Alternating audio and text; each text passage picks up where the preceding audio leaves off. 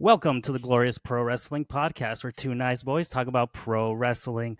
Today, we have a special guest known for appearances in Stampede Wrestling, DOA, DEFY, Prestige, and AEW Collision.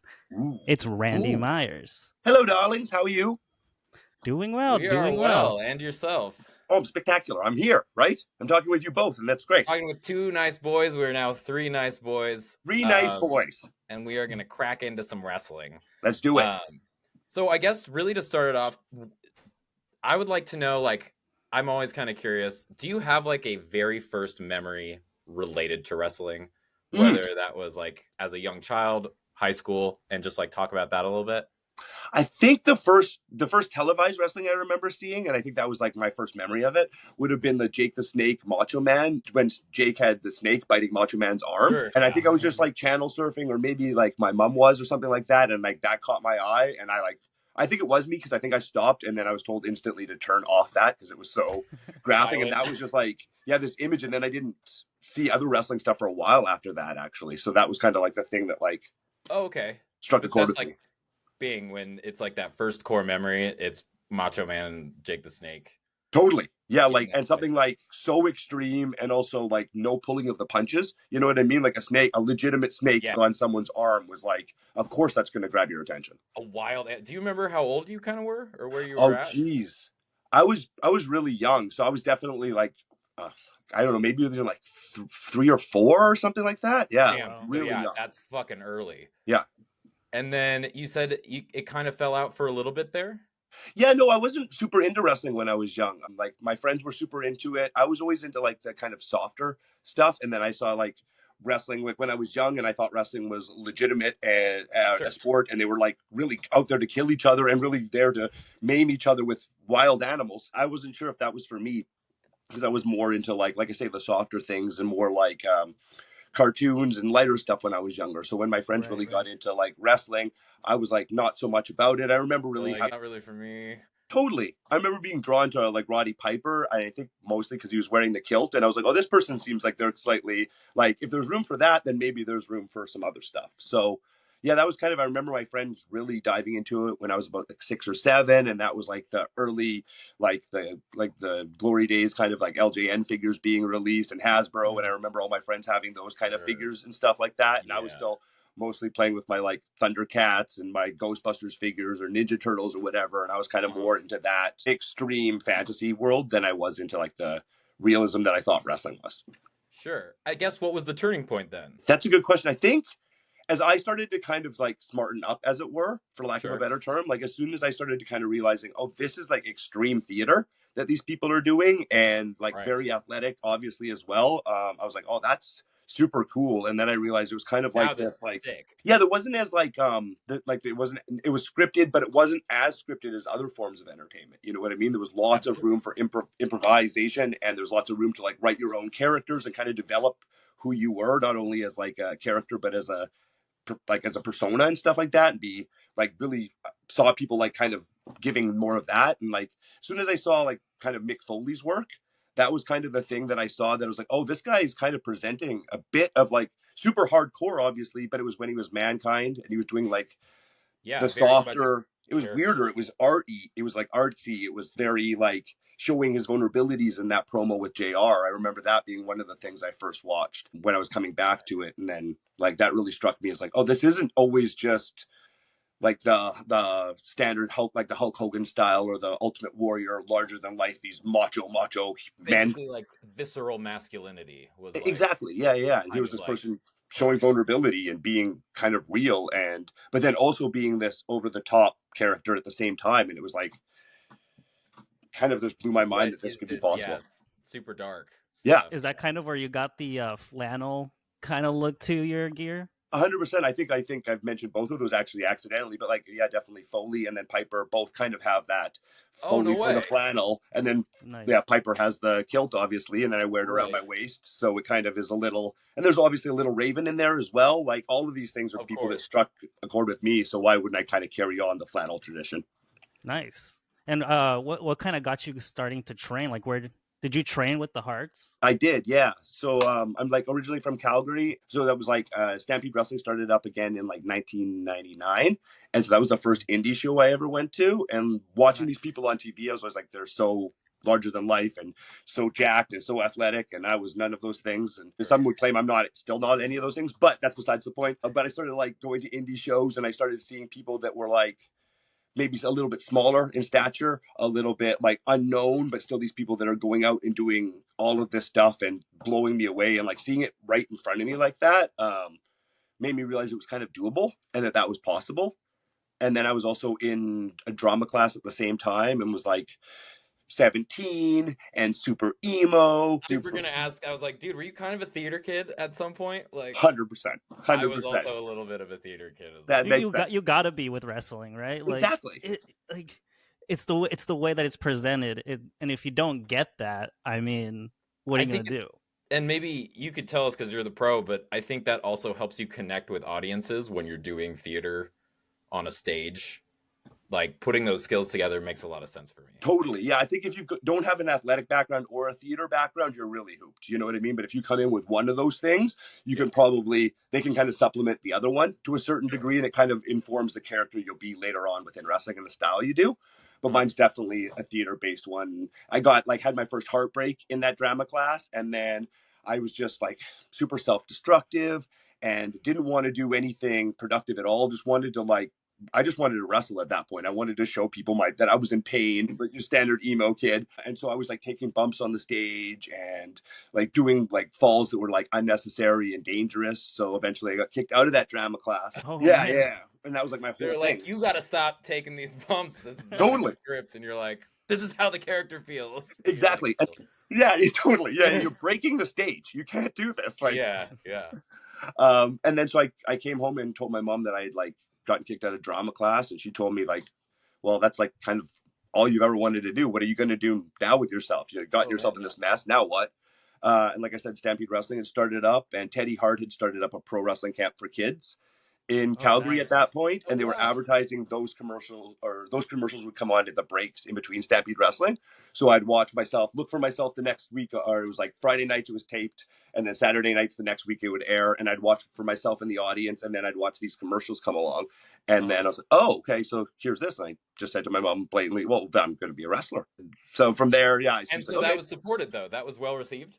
Yeah, it was like kind of put your money where your mouth is for this scrawny little kid who was never athletic in his life and wrote essays to get out of going to gym class. And they were like, okay, cool, let's see this happen, Yeah, how's that going to work? Yeah, and I never really committed myself to anything in the past. Like being someone who has like pretty heavy ADHD, it makes it really hard for me to kind of pin something down. And also having a lot of dreams and lots of like just passions for different things, it was hard to kind of get focused on one thing. But then I did, and wrestling was that thing. So I went to the camp and saw how athletic everyone was. They were all like 15 and doing backflips and doing all this crazy stuff that I still can't even do. And then I went to an improv class to see if that was maybe another kind of place to go. And everyone in the improv class was 30 plus and they were all kind of sad.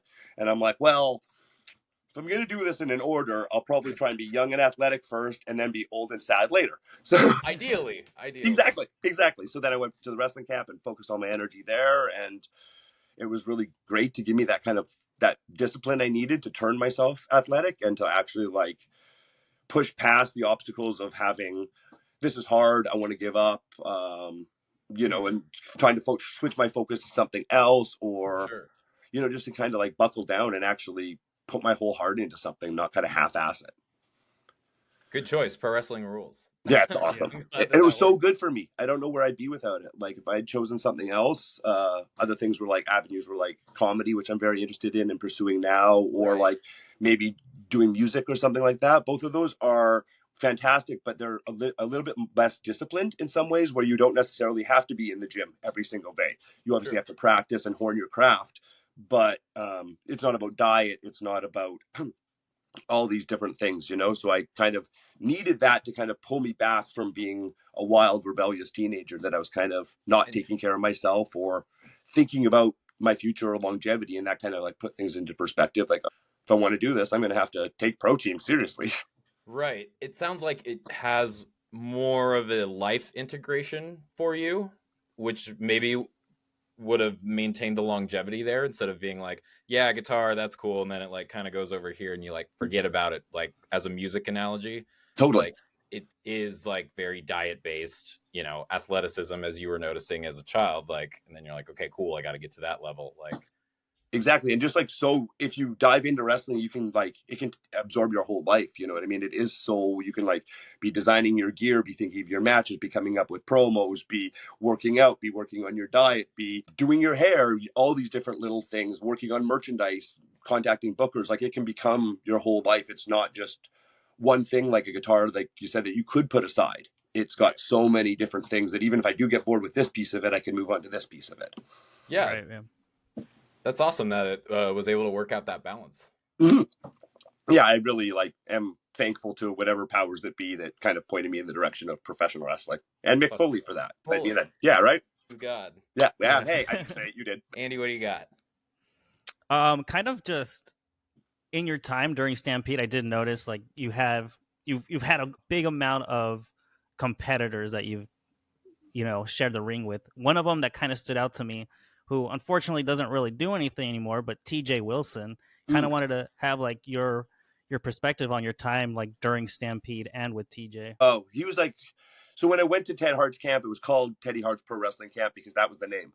But really, it was TJ Wilson's camp, 100%. Oh, okay. Anyone who came out of there was, from my perspective, always trained directly by TJ. Teddy's who Teddy is, so he has his own life that he was kind of pursuing and doing all these different things. But TJ was there every time, like rain or shine. He was always there, like to guide us and to help us and to like, he had to give me the first piece of encouragement. Like I remember just thinking I'm the worst at this for the first month or 2 months or whatever. And sure, yeah, he just looked over and saying like, you did good today meant meant a lot to me. Like it hit me in a way that like it still hits me today. Cause I didn't necessarily, like I said, have coaches growing up. I didn't have a father figure growing up. So that kind of like male, you did good kid meant a lot to me. So it goes a long way. Yeah. And he like took me under his wing. He'd pick me up. Him and Natalia would pick me up in whatever kind of, like they were struggling at this point. I watched them grow to who they are, and they would pick me up in whatever kind of car that they could afford that month, and it might have a giant hole in the bottom of it, and they'd drive me to the gym every single day. They'd go for food with me afterwards. They'd teach me what they knew and bump the hell out of me, and really were like more than friends, like family, and still are. And I'm very grateful for that. And through those kind of like, I was originally started in the kids wrestling camp, and then TJ kind of opened the door for me to go to the dungeon. And so that was where kind of like things kind of changed a bit, because when I first got into the kids pro wrestling camp, there was a thing called Mat Rats, which was like a very short-lived children's wrestling promotion. It was supposed to be on MTV. Yeah, it was supposed to be on MTV. It was people that were supposed to be between the ages of 18 to 25.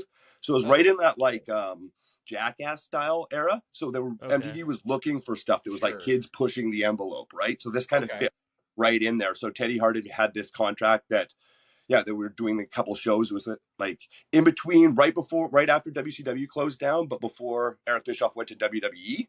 So he was part of it as well. Eric Bischoff was there. Way. Yeah. And like Joey Styles called my first match because it was after ECW folded and stuff. I've never heard of this. Okay. Right? It's totally crazy. Yeah. There needs to be a documentary. I don't know where it is. But yeah, so it was ran like 4 or 5 shows in Calgary. And I had no rights being on that first show. But shortly after that, and when that didn't go through, a lot of the kids had their hearts broken. So here everything was like on a silver platter. Like, you guys are going to be the next Jackasses. You guys are going to be on MTV. You guys are going to be stars. TV time, for wrestling. Yeah. There was even like Teddy went as far as to build like there was the 3 ropes, obviously, and then there was a pie plate. So there was like a 4th rope that you could go up on, like a platform kind of built on top of the thing. So like all these innovative moves that you're seeing now, kind of people are breaking out and being like, I've never seen anything like that before, were being done back in like 2000, 2001 at Mat Rats in this promotion from these kids that were like just crazy athletic. Yeah, if you can find any of that online, it's really impressive. TJ Wilson was there, Natalia was there, Harry Smith was there, our Davey Boy Smith Jr., Teddy Hart, Rene Dupree was the first champion, actually. So there was all sorts of different people mixed in there, right? Yeah, how is this not a known thing? 100%. 100%. It needs to be like, and there's no dark side of the ring. There's nothing like it. There's so, I could do a whole podcast on this for sure, and maybe get some people in trouble, but I won't do that. But so then, like I said, after that kind of went away, here this like juicy carrot was dangled in front of us when originally we were just doing it because we loved it. And then all of a sudden we were going to be stars, and then that carrot was taken away. And a lot of people just kind of went on to do other things, and kind of like the camp, all from being the hottest thing, and all these kids kind of just went on about their lives. So a bunch of us, or a handful of us, went to the dungeon, and they kind of weaned out most of them as well, or like they went their own ways. But I stayed in, and the deal that I made with Bruce was kind of like, if you're willing to be our bump dummy, because there were people like I said, like Davey Boy Smith Jr. and Natalia and TJ and all these people that weren't going to necessarily want to take all the bumps themselves, but did need people to give the moves too. So I was like, if you're willing to do that, you can kind of. They let me in the camp for free. So I basically paid with my blood, my sweat, and my tears. Yeah, in my soul. Yes, a lot of that. But yeah, no, it was great, and that took me obviously to another level, and TJ kept going to bat for me, whether it be me going to a tour of England, or whether that me training with Tokyo Joe, who was the trainer that took him over to New Japan. So all sorts of like crazy things I wouldn't have if it wasn't for TJ, and a lot of like my own personal work ethic. Not that I can say that I work as hard as he is. He's a workhorse, but he's someone to look up to and someone to inspire to be, and always has been. Long rant. Awesome. No, loved every minute of it. There's we are definitely going to look into the mat rats. Please do. Yeah. And once we get more educated on that, we might have you back to talk about that. It's wild, man. It's kids from Calgary who never thought that they could have an opportunity like that. You know what I mean? Like, we're all the way up in Canada. MTV's not knocking on our doors. We didn't even have MTV at that point, actually, in Canada. But it's like, we obviously knew the aura of it, and like, we're trading jackass tapes with each other and stuff like that, and all that. Like, kind of tape trading, yeah. Sounds like it was like kind of the initial Wrestling Society X, right? 100%, for sure it was. Yeah, MTV picked that up totally, and it's got like shades of Lucha Underground as well. Like, I see a lot of people kind of mimicking what was supposed to be done within Mat Rats and what was done. Yeah. Wow, that's awesome. So, Randy Myers, let's enter a hypothetical. Let's talk to some people who may not know you or your work. How would you go ahead and describe your kind of style and what you bring to the table as a professional wrestler for people who may not have seen you? Okay, I think this might be, I'll get into it, but the way I've been kind of labeling myself lately is like people who don't like wrestling's favorite wrestler. So I find a lot of the time That's a lot of people. I find a lot of the time what happens to me is people come up to me after the show with like one of the greatest compliments, and they'll be like, I got drugged here by somebody, or like, my husband loves wrestling and he convinced me to come tonight, or my wife loves wrestling and convinced me to come tonight, or my partner, whoever it is, but somebody convinced them to come, and then they're like, I don't even know if I like wrestling, but I love you, or you know that's what I mean? Huge, right? So that to me is like, that to me is huge. So I think I can be that bridge almost in between people who might think it's something, who I might think it's a little rougher than it can be, and it can obviously be rough, but showing that softer side to wrestling, that kind of the door that I needed opened for me by that Mick Foley promo, I try and open for other people. So I think I bring a little bit of clown to it. I think I bring a little bit of drag to it. I think I bring a lot of character and a lot of flamboyance. I also bring that like dungeon style that I was trained and is ingrained in me. So I have that technical expertise that I like to like do a sprinkling of on top of my matches, on top of all the like ridiculousness and shenanigans. So yeah, very character based and very queer, very accepting, very open about my own mental health struggles and my own life as best I can. So I think it's like, I'd say that that's kind of who I am. If you think of a live action cartoon character, kind of, let's go Bugs Bunny and drag. If you picture that in wrestling, sure, you're pretty much there. That's basically going to see Randy Myers. Yeah, exactly. Hell yeah. I think it's like wrestler something that inspired like any of your move sets while you're in the ring, or like, was there ever a move that you were like, oh, I want to do that? That looks cool. Like, definitely. Like, I think I've like tried to pay tribute to the people that have kind of like inspired me along the way, and I'm trying to do that more and more. Even this last weekend, I was able to do like the Bret Hart Roddy Piper finish from the WrestleMania match, and we did that in a match here versus Nicole Matthews, and it just felt very suiting to like my history and stuff like that. So I mean, I don't think the average fan would have picked up on that, but like the fact that I'm able to do that is kind of a nice little like toss in, and kind of it's right there. So fun shit. Yeah, as well. 100%. Awesome. Andy, what do So I you would got? say that. I would also say, like, I love using, like, the bionic elbow. I was fortunate enough to go down to, like, 2 tryout camps for WWE and had, like, it was before Dusty's passing. So I got to, like, work with him with some promo stuff. And he was actually really kind to me. So that kind of is, like, always another, like, these coaches or anybody of that ilk telling me I did good means a lot to me and sticks with me. So, yeah, that's always stuck with me. That's crazy. With Dusty, like, what was your kind of connection there, and like, what was something that he said to you that really like sticks to you now every time you're out there? Well, I think in wrestling, I think when I first got into it, being from Calgary, probably don't know this being from Portland and stuff like that. I don't know if you've ever been there, but it has a little bit of a more, it's more right wing. It's not as like open about like sexuality and stuff like that. It can be a little more conservative. So in wrestling, I think there was a big part of me trying to hide part of who I was. I'd come out in high school, but then I didn't feel comfortable coming out in a new atmosphere in front of a bunch of new people, walking into pro wrestling and being like, hi, this is who I am. So I was like, being pansexual, I'm able to like have masks that I, not masks, but show this side of me more than that side of me. So I would show the more masculine side, and things would pop out occasionally in the ring. Whoa. Things would pop out occasionally in the ring, and then people would kind of pick up on that and then make fun of me for it within Calgary. And that would be something like bullies would in high school. Then jump forward years and years later, I'm at the tryout camp. I cut a promo. Dusty sees the mannerisms in me. He sees those same mannerisms in me, but he doesn't use them to mock me. He uses them to like, he does single me out by them, but he singles them out in me as like strong.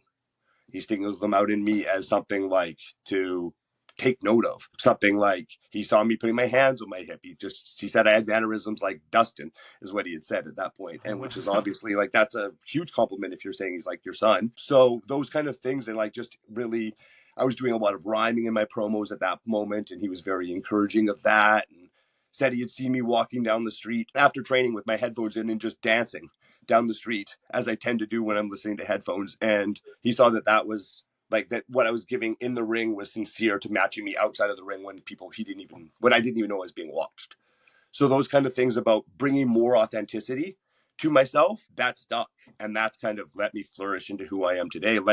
Having somebody at that caliber tell me that I could be who I am and to embrace who I am. Well, yeah, then that would be disrespectful not to do that. And is also insanely validating, I would imagine, as well. Yeah, for entirely. Like, entirely. Stop hiding who you are. Like, we need to let this person out. Like, exactly.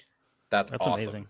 Yeah. So that was my Dusty experience, and I wouldn't exchange it for any. Excellent. Andy, you got another one? Yeah. Right now, what would you say is like a big standouts for you in like the indie scene? Is there anybody that you're kind of wanting to share the ring with currently, or somebody that's like, this person's really got it and something's going to come out of them?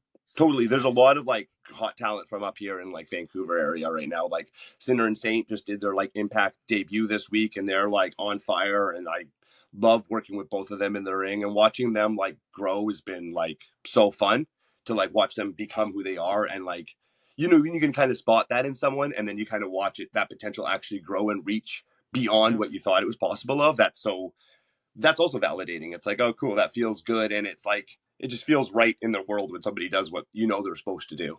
So watching them, I think Icarus and Travis both have like huge futures in front of them. I think Icarus has that weirdness about him that you can't teach. It's just fucking weird. And I love that. So I'm excited to see where he goes in the future. And there's also a guy up here, Casey Ferreira, who's been doing some stuff with New Japan training down in the California dojo down there.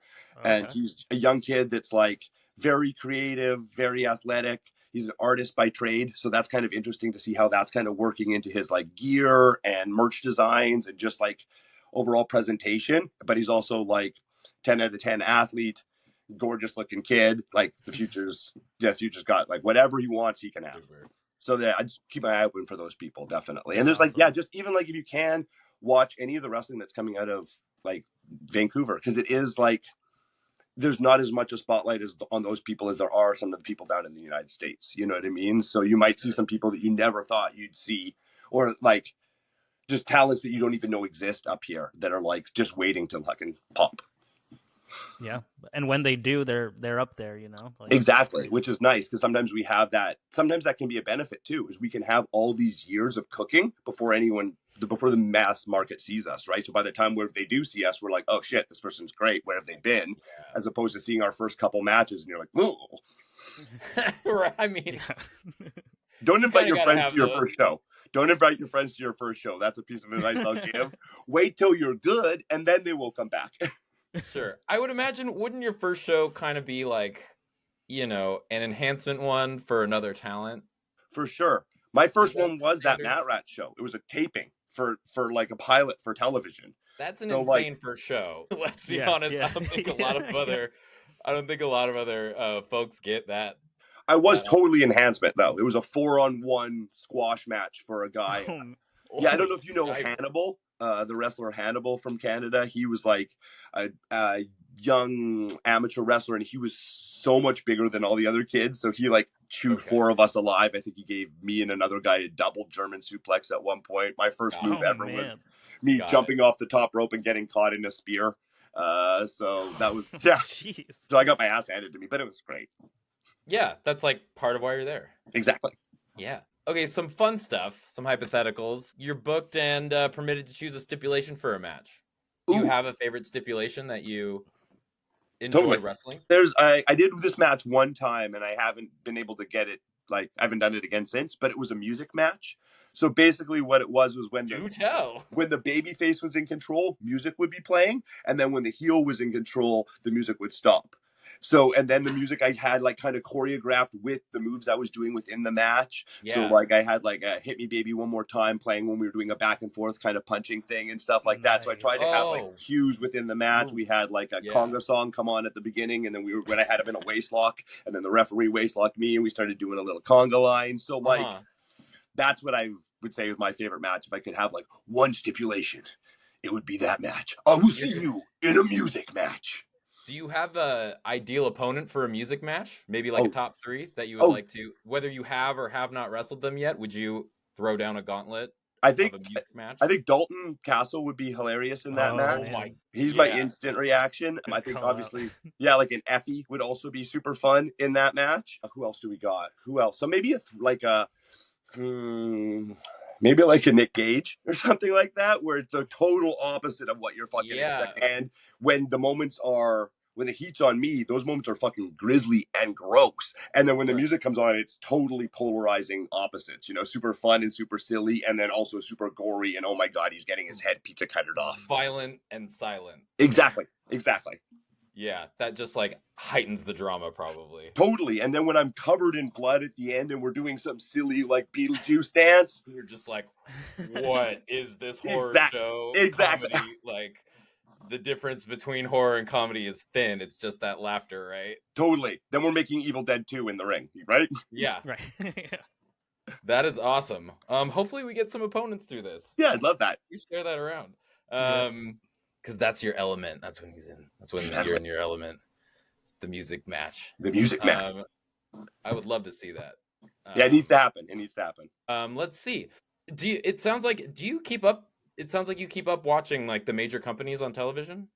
To somewhat. I haven't watched a lot of WWE in a while. I keep up to date, try to like what's going on. Obviously. Sure, there's always like headlines and snippets and stuff on Exactly. And being that like we are now programmed through our phone to have what you like just streamed basically right into your brain without even necessarily looking for it. It feels like, I kind of am able to keep up to date without fully. I feel that there's a whole bunch of like younger talent that I don't know well enough and kind of would like to know better. And obviously there's some people coming up that I think would probably inspire me or could help me. So I think I should watch more, but I just haven't been. Sure. I mean, it's time and energy invest. And there's fucking so like, so obviously we do a podcast, we try to stay up to date, and it's like so much. How must be so much. The amount of like homework and stuff you have to do is like asinine now. It's like a couple times a week because so you stay up with it basically by catching it on social media and stuff. Totally. Like that. Does that influence any kind of way that you would then function later in a match? Would you be like, I'm noticing a lot of this, so like I'm not going to do this kind of thing? Or does any of that stuff ever play into kind of how you approach it? Or... Yeah, no, definitely. If I see something like a move that's being done like that I feel is kind of being overdone or something like that, I try and stay away from that. I try and not like do kind of go with the trends. I try and go opposite the trends to a certain degree, obviously. You strike me as a character who would go against the trends. Yeah, right. So yeah, I do try and do that, but then there can be some stuff that like also inspires me. Like I like how this spot has been run, or I like that this out of the box idea could be switched into this idea or whatever. So it just does still inspire me, but yeah, I try and stay away from things that are kind of trending or whatever. Totally. Have you noticed anything specifically just off the top of your head, or? No, nothing's really coming to my head right now. I think like right. people are pretty good at trying to be individual and unique. You know what I mean? And I think that's great. And the more we can do that, the better. I think there was a while, maybe like a couple years ago, where it felt like it was a lot of people trying to do similar matches, or like there wasn't necessarily a certain moveset to any wrestler. Like everyone kind of had the same moveset almost, or like this move was in everybody's repertoire, this move was in everybody's repertoire. And it feels like we've kind of taken a step away from that to kind of bringing our own self to the ring. Yeah, there definitely was. I think there was a lot of stagnation at one point a couple of years ago in a lot of different senses. Also, just like kind of the matches you would see would be a lot of rematches on television, the larger ones. So like, you know, there was a low in creative there. Yeah, exactly. And it's funny how that kind of happens within the like time in the world. You can kind of see those moments where it's like a breather moment. You know what I mean? Yeah, and then exactly. It kind of like, yeah, you need that. You need to have the heat so you can have the comeback. It all makes sense. Yeah, I think a big thing is like the indies, right? Like the indies have now expanded like beyond like the average viewer. I think a lot of people are starting to pick up on like the indie scene and going to their local shows in that way. Is there anything like that kind of like sticks to you, like being part of like the indie boom, I would say? Thank God. Because I got in at like I said, at like 2000. My first match was in 2001. Which was like the end of the Attitude Era, right? So things were like kind of cooling off. So like just like you were saying, like that time, that down period was another version of that. Then MMA was getting really strong, and like wrestling became so uncool in the shadow of MMA because it was like, this is for real, and then it was like it just. Wrestling was still kind of kayfabing everything really hard. Like, no, we're real too. We're real too. Right, we're real too. Don't too. try this at home. Like exactly, right? Yeah. And then so that was kind of a contrast. So I think that opening up about being more theatrical and like the not taking anything away from wrestling, giving more back to it by showing all the other sides of it that we are doing on top of it. That's been great. So I think I'm thankful that these crowds are coming because I have wrestled. Like I wrestled TJ Wilson in front of 4 people one time in Olds Rodeo in a small town in Alberta because the firework display was on at the same time. And who would want to miss the fireworks, you know? So it's nice to have, like I did, the 2 shows we did here this weekend they were both sold out, which is great. Awesome. And I know that every promotion in Vancouver, BC is selling out. So it's like, it seems the Pacific Northwest is really thriving. It feels like that's kind of going across both like all across North America and across the world kind of. So it's kind of like when you like how you put your money into a stock and then that stock instantly crashes, but then it's the only money I have. And then that money finally comes back and you're like, okay, so I didn't bet on the wrong horse. Yeah, that's the only thing that makes me feel alive. Exactly. I need this so bad. So no, it's great to see. And it just, I always had faith in it. Like that it would come here. You know what I mean? That it would be a more accepting place, that it would be a place for positivity and for openness about different people. It's a place for weirdos. And I think that needed to kind of be known. And now everyone feels so welcome there. And it feels like wrestling shows don't feel like they used to feel. Like it doesn't feel so wrestlers versus audience members are trying to keep this secret or this false sense of aggression at all aspects. You know what I mean? There's a warmer, softer side to all competitors now. So that's great to see. You don't see people wanting to hit fans or fake, even if it's part of the show, they'll do it part of the show, but you're still going to probably be able to get their autograph afterwards or buy a t-shirt from them or have an interaction with them. And that like drop of pure testosterone forced masculinity, you know what I mean, or aggression is gone. So I think that seeing that is what's really made me happy. That's great. Have you done a whole lot of tag team wrestling? I have, yeah. And who can you name like 3 people who you would love to tag with? For sure. I did like how do I put this? Well, Curry Man, a person who I was very close with, had a tag match with Effie, and they were a team. And I also would like to have had that honor as me, or I think Randy and Effie would make a really great team. On top of that, who else do I think I'd like to work with? There's so many people, like even that whole crew, like Sheik, I'd love to work with. I've done worked for Hood Slam in the past, and we've always gotten along really well. Who else? I liked on my AEW debut, I worked with Artemis Spencer, and I think we're like yin and yang to a certain degree, but in a good way. I think he brings something to the ring that I definitely don't bring to the ring, and I think I bring something that he doesn't bring to the ring. So I think that could be a really interesting kind of like buddy cop style tag team. Totally, absolutely, yeah, that's right? A great way to put it. Yeah. So I think that could be really fun. Just kind of either somebody I really are very similar with, even like a Danhausen. I think we could be really like a Randhausen, right there. Hey, there you go. You just had a match with him too. Exactly, it's right there. It's right there, and we kissed after, so it's all good. Yeah, so I think that would be really fun. Someone I'm either really akin with or polar opposite with to really contrast. Kind of the same as my dream opponents. Yeah, that makes sense. Yeah, that sounds dope. But I love tag team wrestling, and I'd like to do more of that actually in the future. It's definitely something that's kind of on my mind. Hell yeah. Well, hopefully we see some Randy Myers tag action. Right? I'm down. I'm always looking for a new partner. Hell yeah. Andy, what do you got? You're a big mental health advocate. Is there anything that you would let people know that want to get into it, that maybe don't have the doubts or anything, that maybe 10 or 15 years they should have heard it now rather than 10 or 15 years from now? I think your mental health is it's not your fault, but it's your responsibility. I think it's a cliche, but I think it's true. We can't wait for that. Using the tag team analogy, we can't wait for someone to make the save for us.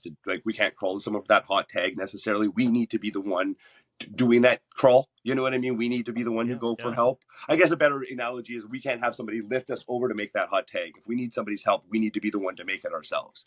We need to be the one to make that bridge, and to if we see something wrong, we need to take care of it just like we would if we broke our toe or something like that. I think mental health is like dental health. If you don't take care of it, something in your head's gonna rot. So I think it's important that we all look at it. We all have it. It's not a negative thing. It's not a positive thing. It's health. It's part of our holistic health. It's not so separate from one or the other. Right. And do what you love. That's going to be the best therapy. I've been in therapy since I was super young, and I've had some great therapists and I've had some not so great therapists, but the thing that's worked for me the best, the thing that is having something that ignites my heart, something that wakes me up in the morning and doing that thing and chasing those dreams and looking for joy, chasing that joy. No pill's going to be as good for you as doing the thing you love or pushing yourself to past your limitations that you never thought you could reach because you tried. Yeah. Go for it. Do the thing. Do what makes you happy. Exactly. Yeah. 100%. Let's see. Kind of want to talk about and want to get your elf collection. How did you start doing that? Okay, so there was this guy on the island who was selling his lifelong elf collection. He'd been collecting for 23 years, and I've always been an elf fan and had sporadic pieces of my own, but then he was selling it all for a really decent price, and I was like, I should go check this out. So I talked to him, and he cut it down even a little more for me, and I'm like, okay, I'm going to do it. So I bit the biscuit and went over and bought it was 4 giant garbage bags full of elf plushies. I still have so much. I got the phone right next to me right here. Boom. Yeah, right. So I got still so much different stuff. I got shampoo bottles. It's all come at me. You want elf merchandise? I got you want wallpaper? I got your elf wallpaper. I got it all. So yeah, it was basically I've been really getting into toy collecting and toy trading and stuff like that, and kind of I'm at that age where I think it's nostalgia is really kicking in for me and stuff like that. And it's always been I had the shortest span of being I'm over toys. It was a year and a half. When I was 13, I'm too old for toys now. And then 14, I'm it's ironic now that I like toys, right? But no, so I kind of went and collected that collection, and then since then I've been kind of selling it off, keeping the pieces that I want. But the connections I've made with people have been so great. Making those kind of giving people back the toy that they had as a child. I've had people tell me that that they went to that they were like really sick as a child and they were in the children's hospital all the time, and their elf was the only thing that made them happy, and then being able to give them back that elf. And had somebody tell me that they bought it for their granddaughter that was being born. So I had like, I think 20 of the like classic elf plushie, and they like a lot of them had tag on, so they were all super clean and stuff like that. So wild. Being able to like kind of dole those out, but like have these like, because I wasn't doing it over eBay, I was doing it over like Facebook Marketplace, or I said I had a booth at the toy convention here in town, and be able to like share those stories and like kind of watch their eyes like light up. It's kind of the same as like when you talk to people about wrestling and they have those things, like you ask them about their first wrestling memory, you see that kind of glimmer of childlike innocence kind of pop up, or that smirk go across their face. So to me, it feels like it's kind of one and the same of giving people that like that soft spot in their childhood, you know? Yeah. Sometimes holding those things, as they say, is like unlocking core memories. You know what I mean? Exactly. And sometimes that's like where you felt the most comfortable or the most safe, or it gives you something that you can't get other places. So I'm very fortunate. That's cosmic shit, dude. 100%. Like it's interesting how, yeah, dabbling in toys and pro wrestling, but like it really does have these like cosmic effects on people. For sure. It really, really does. Yeah. That's what I didn't expect, that just buying an elf collection. I went in there just thinking I was getting some cool stuff. Elf. 100%. I'm like, this is rad. I had a little bit of money. I'm like, yeah, I'm going to ridiculously spend it on elf. But I ended up making more than my money back, and like, still have tons of stuff and got to have all those interactions. And yeah, it's been great. Make all these friends. So it's rad.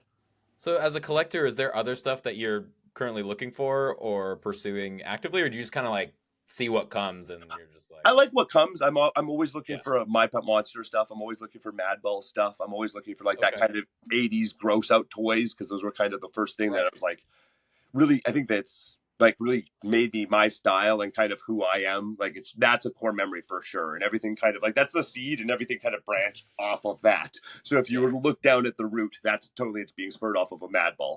So yeah, that kind of like weirdo gross out stuff is definitely, I just finished my Toxic Crusaders collection and stuff like that. So yeah, anything that's kind of weird or bright or neon or slimy or 80s. Yeah. Hell yeah. Andy, what else you got? Do you have anything else? So I mean, you also do stand-up. You got your what? You got your closer? Okay. I got the closer, but we're not there. So you also do stand-up. How do you incorporate that into your wrestling? And you were just talking about a show that you just did. You want to tell us a little bit more about it? It sounded like a lot of fun. It was wild. Yeah, it was. I did my first show, like my first house show, but it was like inside somebody's house. There was like 12 people, and we did it in their living room. I did a stand-up set in my wrestling gear with my makeup on. So it was like a clown show is what it was. So it was supposed to be a fundraiser for this like clown company called Camp Clown. And they kind of like have, they do camp classes for people that want to like dabble in clowning. So they needed to kind of do a fundraiser. So I jumped on and they asked me if I'd be willing to do it. So yeah, it was wild. It was like, there was all sorts of different acts. The first one was a musical improv act. Then we had burlesque, we had clowning, we had all sorts of stuff. And then I guess I did my stand-up set in my beautiful wrestling gear, my beautiful jumpsuit. But yeah, I've been doing stand-up ever since the pandemic, basically. It'd been something I kind of wanted to pursue before that. But then when the option of sweating in people's mouths was taken away from me, I needed to figure something else to do creatively and like as an outlet. So I kind of like reached out to the stand-up community, and they've been very like, they came back with open arms. So I jumped into that, blushing. And then, yeah, it's been great ever since. Like I have a show tonight. I'm doing a pro mental health stand-up show. So I'm always trying to kind of find ways to kind of, I guess, pass along my message, or try and like, pass along the good word about weirdos and about enjoying your life and taking risk and trying things. So that was always like knocking on the door of my head, and I'm like, I gotta try this at some point. So I've been doing it for like 4 years now. Wow. Did that kind of help you? Like, did that help you kind of like more into like your character, like professional wrestling wise? Since that was like kind of pandemic era. Yeah, it gave me like an outlet for that character to kind of continue, where it didn't like put that character on hold. It wasn't like the TV show got paused. It was like that character continued in a different form and could still be, it gave me a time to dip into that character rather, like I said, than like putting it in carbonite or something like that, Yeah, absolutely. So yeah, I'm really thankful for that. And for, like I said, the Vancouver art scene in general, I think it's the same as it can be said of like Portland and Seattle and like the Pacific Northwest. It's so open, and there's so many opportunities here that I didn't necessarily see growing up in Calgary. It wasn't, at least for me to see, like I didn't see those kind of, those opportunities everywhere to make your art. So it's great. I love it. That's awesome. Is there any crossover from like training for comedy, training for pro wrestling? Totally. Yeah. I muttered, if I'm thinking about wrestling while I'm working out, I'm going over a promo. If I'm thinking about comedy while I'm working out, I'm going over a joke. So yeah, pretty much the same. And when we were at home during COVID and I was working out in my basement, I would do like a set. Then I do rehearse my stand-up set. Then I do like another set of squats. Then I'd rehearse another joke. So it was kind of building it into like reps. Yeah, I was gonna say, like, what are you repping out there? Like, would you call it like timing? Is it like wordplay and like finding the right words to like make the joke hit? And land? Totally, yeah. Both of those things, kind of like delivery, and then like, oh, this is maybe a little too wordy. Oh, this word works better than that word. Oh, these are some alliteration here that can kind of make the joke pop a little harder or whatever. Or I could take 2 whole sentences off that joke. So kind of the more you say it, the more you realize like, oh, this is a better way to say it, or this is how I'd more naturally say it. Yeah. And we covered your first wrestling match. What was your first stand-up experience like? My first stand-up experience. Well, my first one was actually before the pandemic. I had taken a class, and then I just went to just an open mic, and I went there and I got up on stage, and I was trying to be like, I go as my birth name, and and I was trying to sell something different. I wasn't trying to sell Randy, even though I had years under my belt. This is how I present when I perform. I was like, no, there's got to be a drawn line in the sand. This is when I'm on stage doing stand up, and it's Randy when I'm in the ring. And then somebody booked me actually as Randy. They didn't book me as Theo. I was trying to use Theo for the first like 3 months or something of my comedy career. And then somebody booked me as Randy. And I was like, well, if they want Randy, they're getting Randy. And I went in as Randy, and I was like, why the was I being that other guy? Like, yeah, right. So it kind of, that clicked. And so I was like very appreciative of that. And that was the moment that kind of things made more sense. Because before that, I didn't even know what I was talking about. I was trying to tell another story when I've got a very clear story to tell. And so would you say you noticed a different reaction then? Like Randy did a lot better at stand-up than... For sure. It's confidence issue. Like that's part of why I built Randy. That's kind of why it's comfortable for me, is it's like there's this gravitas that Randy has that doesn't necessarily come from, well, it comes from Theo, but it's not necessarily seen when I'm feeling like, when I'm at a family dinner, I'm not necessarily putting on, you know what I mean? I like to sometimes take a backseat, where Randy definitely does not take a backseat. Randy's up front and in your face and damn proud of who they are. And Theo will definitely be like, oh, if it's your turn, I want you to go first. Very timid and kind. And that doesn't necessarily work as well when you're performing. That makes a lot of sense. Yeah. So we were at the DOA show where you wrestled Nick Radford. Yes. And the one thing that, like, it was our first DOA show. And we brought like friends with us. Perfect. And you were like a standout. And I think what's funny is that you called Nick Cheryl. yeah. And now every time we've gone to DOA, we keep it going. There's a Cheryl. Your name's Cheryl. It was such a good moment where we were like, oh man, this is great. That was definitely an example of me working part of my stand-up into my perfect example of like, that's been part of my act. And that fact that it works so well there, it just like was so great. And he was so on board. Like that match was so fun. I love DOA. Yeah, we do too. Yeah, it's great. It's really great. They've been so good to me for so many years, and to watch them kind of go through different, like kind of, you know, who's at the head of the snake or whatever, and like the different people that have come with like management and stuff like that, and the different buildings they've ran, and the audiences change over. It's just kind of really cute to see how they've grown and evolved and where they are now. Yeah, they're hot right now. They're hot, which is good. Another place that I had invested my money in. I always had faith. Yeah, those stocks are going up. Exactly. Yeah, they're at what is it now?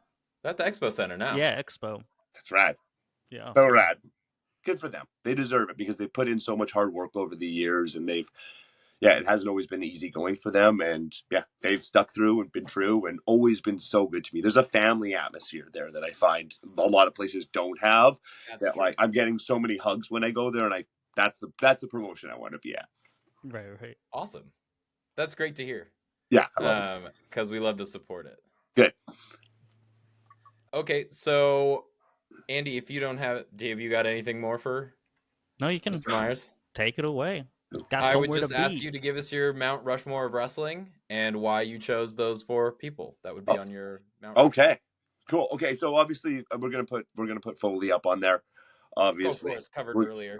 100%. That's an obvious one. I'm gonna put him up as Mankind because that was my first one. I'm not gonna take the cheap shot of putting all 3 up there. Who else is gonna go up there? I'm gonna being from Calgary. Brett's been a big influence on me. He's always been so cool to me too, and I think Canada doesn't have that many rock stars. There's a lot of different things that come from Canada, but not a lot of rock stars. And I think he's our top rock star. He's just so cool, and to be that cool, yeah, that matters a lot to me. So I definitely put him up there too. Who else am I going to say? I love Dusty's work. Obviously, before I had that interaction with him, being that there's a connection that he makes with the average man, that kind of and the stories that he was able to tell. Phenomenal. And then I would probably go with Eddie. I think he's going to be on a lot of people's Mount Rushmores, but he's got the charisma, he's got the move set, he's got the hair, he's got the body, he's the total package. Legitimately, how could you not go with Eddie? You have 2 that are on mine. Oh, perfect. Okay. Yeah. Who do I got? Hart and Eddie. Good. Hart and Eddie for sure. You like the greasy hair? That's fine. I get it. Come on. I'm with you. Come on. What are we doing here? Why do you think I even have this? You know what I mean? Yeah. Awesome. Cool. Well, thank you so much for making time for us. Of course. Yeah. Thank you for making this work. I'm sorry last week didn't work again, but I'm glad that we made this happen today. And yeah, you two are very nice boys. I will vouch for you. Very nice boys. See? Yeah. Very much appreciated. Yeah, let the people know where they can find you, and if there's anything in the coming weeks where any show they can catch you at. Cool. Yeah, I will be at Lariat. I'll be at the Lariat Bar this Saturday for DEFY Wrestling. I'm also coming down for Prestige Wrestling on the 8th and then DOA on the 9th. So I will be down in the States, and then I will be at POW Wrestling on the 15th. So I'm going to be down in y'all's area a lot coming up. And then check out Boom Wrestling as well up in Vancouver. It's a promotion that I help with, and they're near and dear to my heart. And you can find me at The Weirdo Hero on most socials. I mean, I'm mostly just on Instagram, but I mean, if you find me on anything else, I'm not on X. It might say I am, but I'm not really there. So come find me on Instagram, and if you shoot me a message, there's a good chance I'll message you back. Yeah. Thanks for the support. I really appreciate everyone who's been so sweet to me over the years, and I hope that I can continue to be the weirdo hero that you need. You deserve it. You deserve it. Shucks. Fuck yeah. Thank you so much for your time. Of course. Here on Glorious Pro Wrestling Podcast. Andy, you want to do a sign off? I think we're good. All right. Well, thank you so much. Of course. Have a great show.